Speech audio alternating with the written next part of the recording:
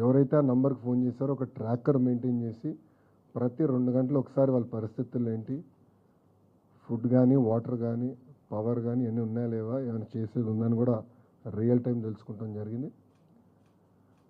ఢిల్లీలో ఉన్న కంట్రోల్ సెంటర్లో తెలుగుదేశం పార్టీ ఎంపీ సానా సతీష్ గారు, గవర్నమెంట్కి చెందిన అర్జ శ్రీకాంత్ గారు అక్కడ కూర్చుని వాళ్ళు మొత్తం మానిటర్ చేస్తాం జరిగింది రియల్ టైం. ఇప్పటికీ మా దగ్గర ఉన్న సమాచారం మేరకు 217 మంది ఆంధ్రుల్లో 12 లొకేషన్స్లో, అంటే హోటల్స్ కానివ్వండి లేదంటే వేరే పట్టణాల్లో కానీ 12 లొకేషన్స్లో వాళ్ళు ఉన్నారు.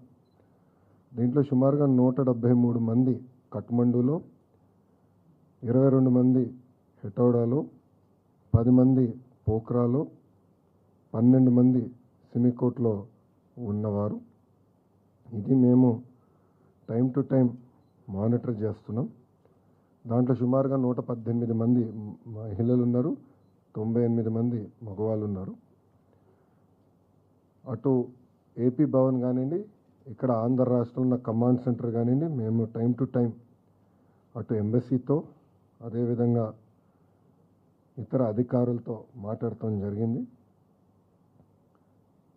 ప్రధానంగా కఠ్మండు నుంచి రేపు ఆంధ్రుల్ని తిరిగి తీసుకొచ్చేదానికి రేపు మధ్యాహ్నం ఒక ఫ్లైట్ ప్రత్యేక ఆంధ్ర రాష్ట్రం ఏర్పాటు చేసిన ఫ్లైట్ కఠ్మండూలో ల్యాండ్ అయ్యి ఆంధ్రులందరినీ అక్కడ నుంచి తీసుకొచ్చి first halt Visakhapatnam, second halt కడపలో చేస్తాం జరుగుతుంది.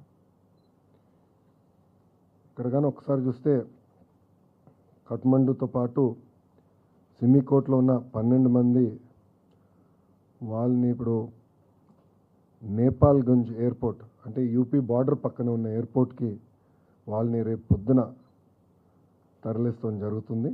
అక్కడి నుంచి వాళ్ళు లక్నోకి వెళ్ళి బై రోడ్ లక్నోకి వెళ్ళి అక్కడి నుంచి కమర్షియల్ ఫ్లైట్ ద్వారా తిరిగి వస్తారు.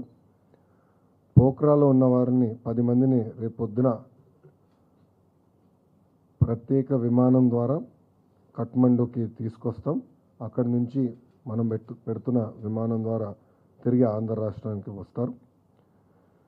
ఇంకొక 22 మంది హెటౌడాలో ఎవరైతే ఉన్నారో వాళ్ళు ఈరోజు రాత్రే రాక్సాల్, ఎక్కడైతే బీహార్ బార్డర్ ఉందో అక్కడికి వెళ్తారు. వాళ్ళు బై రోడ్ వెళ్ళి అక్కడ ఆల్రెడీ మేము డిస్ట్రిక్ట్ మ్యాజిస్ట్రేట్ వాళ్ళతో మాట్లాడటం జరిగింది. వాళ్ళకి కావాల్సిన ఏర్పాట్లు కూడా, ఇమిగ్రేషన్ కానీ ఏమైనా ఏర్పాట్లు ఉంటే కూడా అధికారులతో మాట్లాడడం. అది ఏపీ భవన్ అక్కడ నుంచి సబ్సిక్వెంట్గా వాళ్ళ ట్రావెల్ కార్యాచరణలు కూడా ఏర్పాటు చేస్తాం జరుగుతుంది. మళ్ళీ రేపు పొద్దున మేము 10ంటికి అందరం ఇక్కడ అసెంబ్లీ అవుతున్నాం రియల్ టైం గవర్నెన్స్ సెంటర్లో.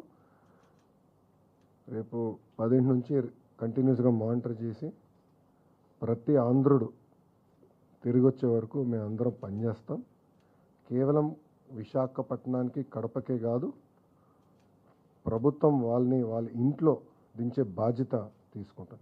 అంటే ఎయిర్పోర్ట్లో కూడా వాళ్ళకి కావాల్సిన వాహనాలు ఏర్పాటు చేసి నేరుగా వాళ్ళని వాళ్ళ ఇంట్లో దింపే బాధ్యత కూడా మేము తీసుకుంటున్నాం. సో ఈరోజు ఆంధ్ర రాష్ట్ర ప్రభుత్వం చాలా సీరియస్గా తీసుకుని ఆంధ్రుల్ని తిరిగి తీసుకొస్తాం జరుగుతుంది. ఇంకా రాత్రి కూడా ఉంటే రియల్ టైం మేము అందరూ ఒక వాట్సాప్ గ్రూప్ కూడా ఏర్పాటు చేసుకున్నాం. మంత్రులు కూడా ఉన్నారు, గౌరవ ముఖ్యమంత్రి గారు కూడా వాట్సాప్ గ్రూప్లో ఉన్నారు. మేము అందరూ అది రియల్ టైం మానిటర్ చేసుకుంటున్నాం సిచ్యువేషన్. ప్రతి 2 గంటలు ఒకసారి కూడా మేము గౌరవ ముఖ్యమంత్రి గారికి సిచ్యువేషన్ ఏంటి, గ్రౌండ్ పరిస్థితి ఏంటో తెలియజేస్తాం జరుగుతుంది. సో రేపు సాయంత్రం కల్లా మ్యాక్సిమం లేట్ నైట్ రేపు రాత్రి కల్లా అందరూ క్షేమంగా వాళ్ళ ఇంటికి చేర్చే బాధ్యత